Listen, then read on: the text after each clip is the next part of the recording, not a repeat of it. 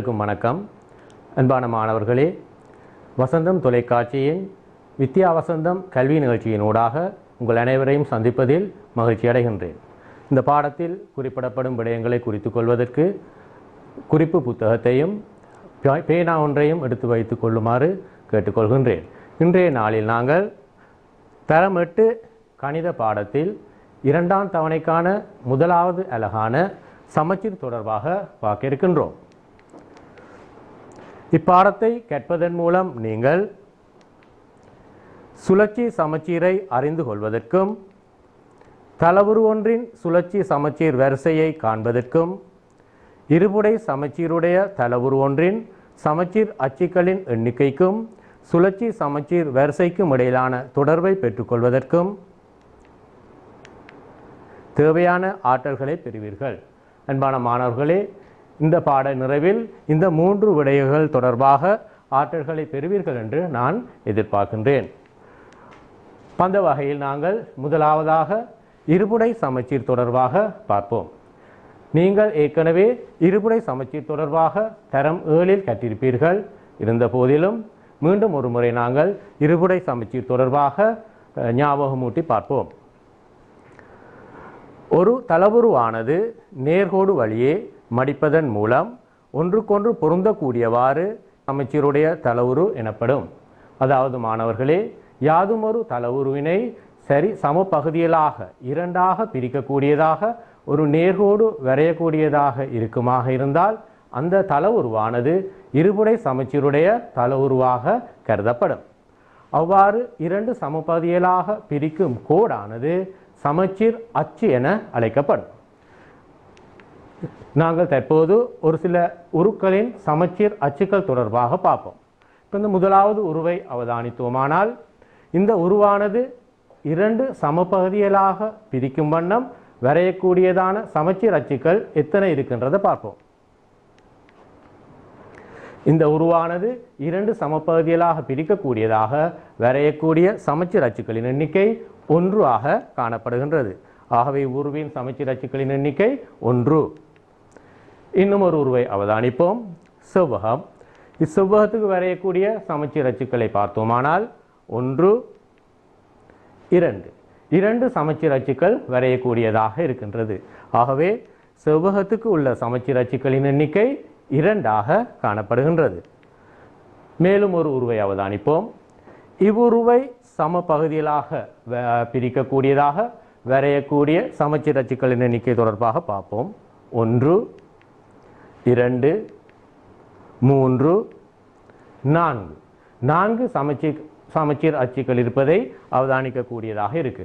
ஆகவே இவ்வுருவுக்கு உள்ள சமச்சீர் அச்சுக்களின் எண்ணிக்கை 4 ஆகும். மீண்டும் ஒரு தடவை அவதானிங்க. முதலாவது உருவுக்கு ஒரு சமச்சீர் அச்சும், இரண்டாவது உருவுக்கு 2 சமச்சீர் அச்சுக்களும், மூன்றாவது உருவுக்கு 4 சமச்சீர் அச்சுக்களும் உள்ளன. இந்த இருபுடை சமச்சீர் தொடர்பாக அன்பான மாணவர்களே, உங்கள் பாட நூலில் 141ஆம் பக்கத்தில் உள்ள மீட்டல் பயிற்சியில் நீங்கள் ஈடுபட வேண்டும். இம்மீட்டல் பயிற்சியை செய்வதன் மூலம் இருபுடை சமச்சீர் தொடர்பான மேலதிக விளக்கங்களை உங்களுக்கு பெறக்கூடியதாக இருக்கும். அடுத்ததாக நாங்கள் சுழற்சி சமச்சீர் தொடர்பாக பார்ப்போம். குறித்த தளவுருவம் ஒன்று அதனுள் அமையும் ஒரு புள்ளியை பற்றி அத்தளத்திலேயே ஒரு முழு சுற்று சுழலும் போது அது அவ்வுருவுடன் ஆக குறைந்தது ஒரு தடவையாவது பொருந்தும்.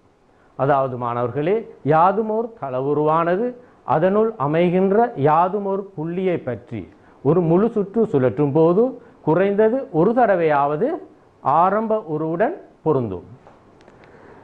இந்த சதுரத்தை அவதானித்தீர்களானால் இந்த சதுரத்தினுள் 3 புள்ளிகள் காட்டப்பட்டுள்ளது. ஏ என்ற புள்ளியை பற்றி நாங்கள் இச்சதுரத்தை சுழற்றும் போது ஆரம்ப உருவுடன் முழு சுற்றின் போது ஒரு தடவை பொருந்தும். சி என்ற புள்ளியினூடாக சுழற்றுவோமானால் அப்பொழுதும் ஒரு தடவை மாத்திரமே பொருந்தும். ஆனால் பி என்ற புள்ளியை பற்றி நாங்கள் சுழற்றினோமானால் அது ஆரம்ப உருவுடன் ஒன்றுக்கு மேற்பட்ட எண்ணிக்கையான தடவைகள் பொருந்தக்கூடியதாக இருக்கு. ஆகவே இங்கு பி ஆனது சிறப்பு புள்ளியாக கருதப்படுவதோடு அப்புள்ளி சுழற்சி மையம் என அழைக்கப்படும். சுழற்சி மையத்தை நாங்கள் பெறுவதற்கு இலகுவான வழி என்னவென்றால்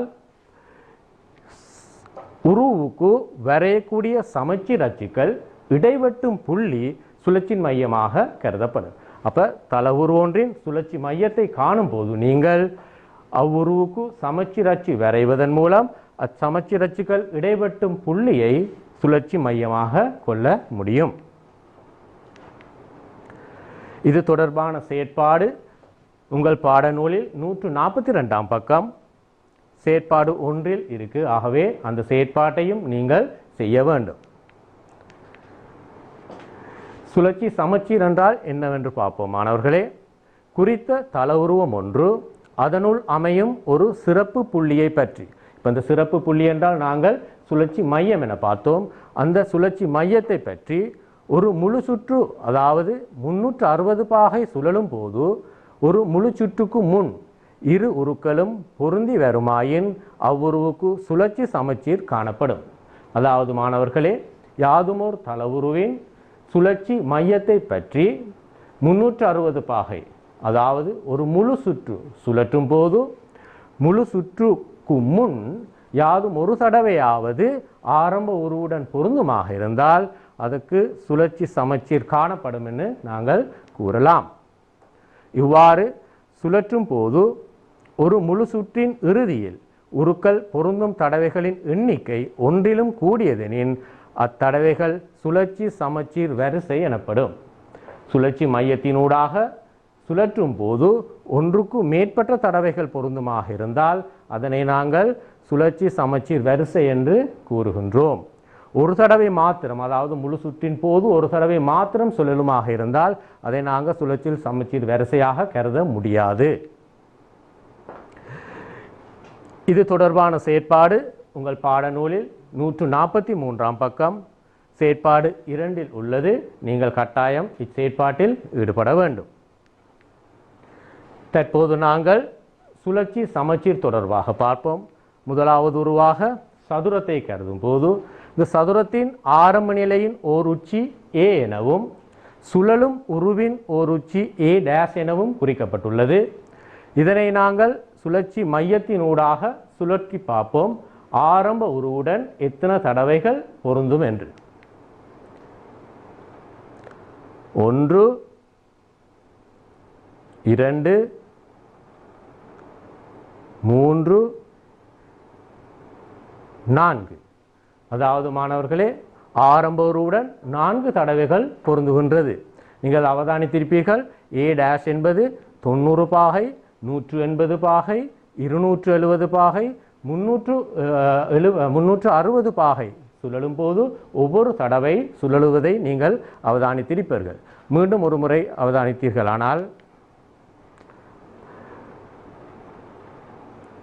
சதுரத்தின் சுழற்சி சமச்சீர் வரிசை 4ஆகவும் சதுரத்தின் சமச்சீர் அச்சுக்களின் எண்ணிக்கை 4ஆகவும் காணப்படுகின்றது.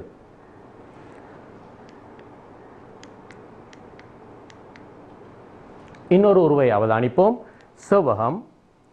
இச்செவ்வகத்தின் சுழற்சி சமச்சீர் வரிசையை நோக்கும் போது அதன் சுழற்சி மையத்தினூடாக மையத்தை பற்றி நாங்கள் சுழற்றும் போது ஆரம்ப உருவுடன் எத்தனை தடவை பொருந்துதென்றதை அவதானிப்போம்.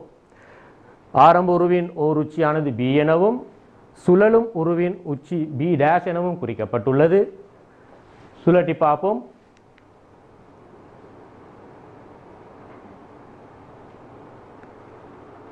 ஒன்று,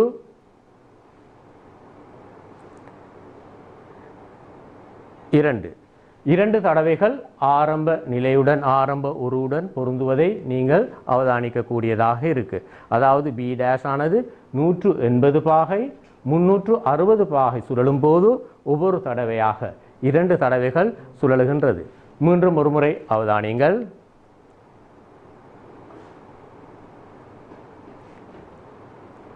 ஒன்று,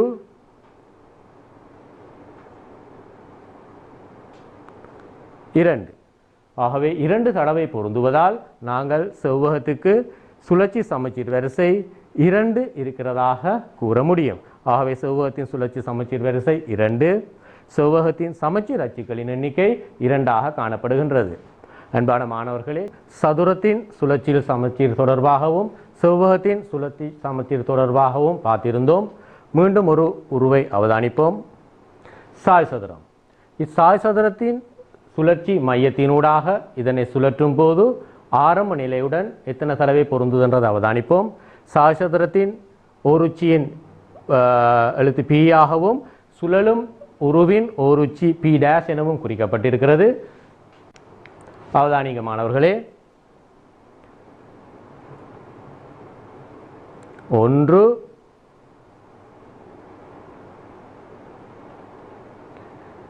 2 சாய் சதுரமானது ஆரம்ப நிலையுடன் 2 தடவை மாத்திரமே பொருந்தியது. அதாவது பி டேஷ் ஆனது 180 பாகை சுழலும் போதும் 360 பாகை சுழலும் போதும் ஒவ்வொரு தடவை 2 தடவைகள் பொருந்துகிறது. மீண்டும் ஒருமுறை அவதானிப்போம்.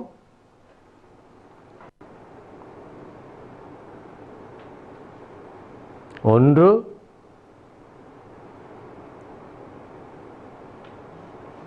2. ஆகவே சாய் சதுரத்துக்கு சுழற்சி சமச்சீர் வரிசை 2 ஆகவும் சமச்சீர் அச்சுக்களின் எண்ணிக்கை 2 ஆகவும் காணப்படுகின்றது. இன்னும் ஒரு உருவை அவதானிப்போம். இணைகரம். இணைகரத்தின் ஆரம்ப நிலைக்குரிய சுழலும் உருவின் உச்சி கியூ டேஷ் எனவும் குறிப்பிடப்பட்டுள்ளது.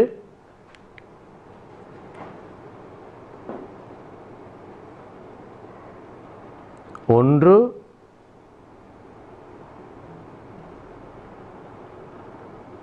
2 இணைகரமானது அதன் சுழற்சி மையத்தினூடாக மையத்தை பற்றி முழு சுற்று சுழற்றும் போது ஆரம்ப நிலையுடன் 2 தடவை பொருந்தியதை நீங்கள் அவதானித்திருப்பீர்கள். அதாவது கியூ டேஷ் ஆனது 180 பாகை சுழலும் போதும் 360 பாகை சுழலும் போதும் 2 தடவைகள் பொருந்தியது. மீண்டும் ஒரு முறை அவதானிங்கள்.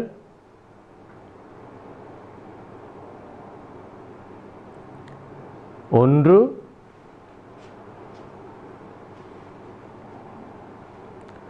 2. ஆகவே இணைகரத்துக்கு சுழற்சி சமச்சீர் வரிசை 2 ஆகவும் சமச்சீர் அச்சுக்களின் எண்ணிக்கை 0 உள்ளது. நீங்கள் தரமேளில் கற்றிருப்பீர்கள் மாணவர்களே. இணைகரத்துக்கு இருபுடை சமச்சீர் அற்ற உரு இணைகரம் ஆகும். ஆகவே இணைகரத்தின் சமச்சீர் அச்சுக்களின் எண்ணிக்கை 0 காணப்படுகின்றது. சமனில் பக்க முக்கோணியை அவதானிப்போம். சமனில் பக்க முக்கோணியின் ஆரம்ப நிலையின் ஓர் உச்சி R எனவும் சுழலும் உருவின் ஓர் உச்சி R டேஷ் எனவும் R டேஷ் என குறிப்பிடப்பட்டுள்ளது. நாங்கள் இதனையும் அதன் சுழற்சி மையத்தினூடாக சுழற்றி பார்ப்போம்.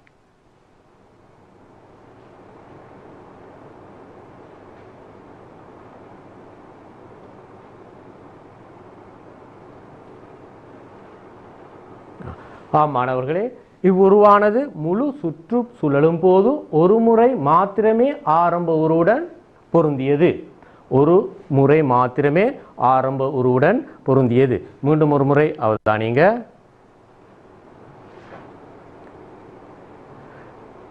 அதன் மையத்தினூடாக சுழற்றும் போது ஆரம்ப நிலையுடன் ஒரு தடவை மாத்திரமே பொருந்துவதை அவதானிக்கக்கூடியதாக இருக்கு.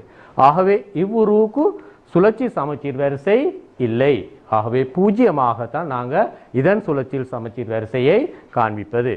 அதே நேரம் சமனில் பக்க முக்கோணியின் சமச்சீர் அச்சுக்களின் எண்ணிக்கையும் 0 காணப்படும். இதனை சரியாக 2 பிரிக்கக்கூடியதாக நேர்கோடு வரைய முடியாது. மாணவர்களே, தற்போது நாங்கள் தளவுருக்களின் சமச்சீர் அச்சுக்களின் எண்ணிக்கை தொடர்பாகவும் சுழற்சி சமச்சீர் வரிசை தொடர்பாகவும் அவதானிப்போம். சமபக்க முக்கோணியை பார்த்தோமானால் சமச்சீர் அச்சுக்கள் 3 சுழற்சி சமச்சீர் வரிசை 3 காணப்படுகின்றது. இணைகரத்திற்கு சமச்சீர் அச்சுக்களின் எண்ணிக்கை 0 சுழற்சி சமச்சீர் வரிசை 2 காணப்படுகின்றது. சாய் சதுரத்திற்கு சமச்சீர் அச்சுக்கள் எண்ணிக்கை 2 சுழற்சி சமச்சீர் வரிசை 2 காணப்படுகின்றது. செவ்வகத்திற்கு சமச்சீர் அச்சுக்களின் எண்ணிக்கை 2 சுழற்சி சமச்சீர் வரிசை 2 காணப்படுகின்றது. சதுரத்துக்கு சமச்சீர் அச்சுக்களின் எண்ணிக்கை 4 சுழற்சி சமச்சீர் வரிசை 4ஆகவும் காணப்படுகின்றது. ஒழுங்கான ஐங்கோணியை பார்த்தோமானால் சமச்சீர் அச்சுக்களின் எண்ணிக்கை 5ஆகவும் சுழற்சி சமச்சீர் வரிசை 5ஆகவும் காணப்படுகின்றது. ஒழுங்கான எண்கோணிக்கு சமச்சீர் அச்சுக்களின் எண்ணிக்கை 8ஆகவும் சுழற்சி சமச்சீர் வரிசை 8ஆகவும் காணப்படுகின்றது. சமனில் பக்க முக்கோணிக்கு சமச்சீர் அச்சுக்களின் எண்ணிக்கையும் 0, சுழற்சி சமச்சீர் வரிசையின் எண்ணிக்கையின் 0 வரிசையும் 0ஆகவே காணப்படுகின்றது. இவ்வட்டவணையில் உள்ள விடயங்களை நாங்கள் மீண்டும் நோக்குமானால், இருபுடை சமச்சீர் உள்ள சுழற்சி சமச்சீரை கொண்ட கேத்திர கணித தள உருவங்களின் சுழற்சி சமச்சீர் வரிசை சமச்சீர் அச்சுக்களின் எண்ணிக்கைக்கு சமனாகும். நீங்கள் அட்டவணையை அவதானித்திருப்பீர்கள். அநேகமான கேத்திர கணித தள உருக்களுக்கு சுழற்சி சமச்சீர் வரிசையும் இருபுடை சமச்சீர் அச்சுக்களின் எண்ணிக்கையும் சமனாகவே காணப்பட்டது. அதாவது இருபுடை சமச்சீர் இல்லாத தள உருவுக்கு சுழற்சி சமச்சீர் இருக்கக்கூடும். நாங்கள் உதாரணத்துக்கு பார்த்தோம் இணைகரம். இணைகரத்துக்கு இருபுடை சமச்சீர் இல்லை, ஆனால் சுழற்சி சமச்சீர் உண்டு. சுழற்சி சமச்சீர் உள்ள இருபுடை சமச்சீர் தள உருவம் ஒன்றின் சமச்சீர் அச்சுக்களின் வெட்டுப்புள்ளி சுழற்சி மையமாகும். அதாவது சுழற்சி சமச்சீர் உள்ள இருபுடை சமச்சீர் தள உருவம் ஒன்றின் சமச்சீர் அச்சுக்களின் வெட்டுப்புள்ளி சுழற்சி மையமாகும். சுழற்சி சமச்சீர் வரிசை 2 அல்லது அதற்கு கூடியவை காணப்படும் தள உருக்கள் சுழற்சி சமச்சீர் உள்ள தள உருக்களாக கருதப்படும். நாங்கள் பார்த்தோம் மாணவர்களே, சுழற்சி சமச்சீர் வரிசை ஒன்றிலும் அதிகமாக இருக்க வேணும். ஆகவே 2 அல்லது 2க்கு மேற்பட்ட தடவை ஆரம்ப உருவுடன் பொருந்தினால் மாத்திரமே அது சுழற்சி சமச்சீர் உள்ள உருவாக கருதப்படும். சுழற்சி சமச்சீர் உள்ள தள உருவம் ஒன்றின் சுழற்சி சமச்சீர் வரிசை ஒன்றிலும் கூடியதாகும். சுழற்சி சமச்சீர் உள்ள தள உருவம் ஒன்றின் சுழற்சி சமச்சீர் வரிசை ஒன்றிலும் கூடியதாக இருக்கும். மாணவர்களே, இந்த சுழற்சி சமச்சீர் தொடர்பான பயிற்சி உங்கள் பாடநூலில் பக்கம் 146 பயிற்சி 11.1 இந்த பயிற்சியில் நீங்கள் கட்டாயம் ஈடுபட வேணும். இந்த பாடநூலில் உள்ள பயிற்சியில் ஈடுபடுவதன் மூலம் நாங்கள் கற்ற விடயங்களை மேலும் நீங்கள் உறுதிப்படுத்திக் கொள்ளக்கூடியதாக இருக்கும். நாங்கள் இன்று பார்த்த விடயங்களை மீண்டும் ஒரு முறை அவதானிப்போம். நாங்கள் பார்த்த விடயங்களில் முதலாவதாக இருபுடை சமச்சீர் தொடர்பாக பார்த்தோம். இருபுடை சமச்சீர் உள்ள உருக்கள் தொடர்பாக பார்த்தோம். ஒவ்வொரு உருவுக்கும் சமச்சீர் அச்சுக்களின் எண்ணிக்கை வேறுபட்டதாக காணப்படுவதை நாங்கள் அவதானித்தோம். அடுத்தது சுழற்சி சமச்சீர் தொடர்பாக அவதானித்தோம். சுழற்சி சமச்சீர் வரிசை என்றால் என்னென்று பார்த்தோம். சுழற்சி மையம் தொடர்பாக அவதானித்தோம். ஒவ்வொரு உருவுக்கும் சமச்சீர் அச்சுக்களின் எண்ணிக்கையும் சுழற்சி சமச்சீர் வரிசையும் அநேகமானவற்றுக்கு சமனாக காணப்பட்ட போதிலும் இணையரத்துக்கு சமச்சீர் அச்சுக்களின் எண்ணிக்கை 0ஆகவும் சுழற்சி சமச்சீர் வரிசை 2ஆகவும் காணப்பட்டது. அன்பான மாணவர்களே, இன்று பார்த்த விடயங்களை மீண்டும் உறுதிப்படுத்திக் கொள்வதற்கு உங்கள் பாடநூலை நீங்கள் பயன்படுத்த வேணும். மீண்டும் ஒரு வித்யா வசந்தம் நிகழ்ச்சியினூடாக உங்களை சந்திக்கும் வரை விடைபெறுகின்றேன். நன்றி.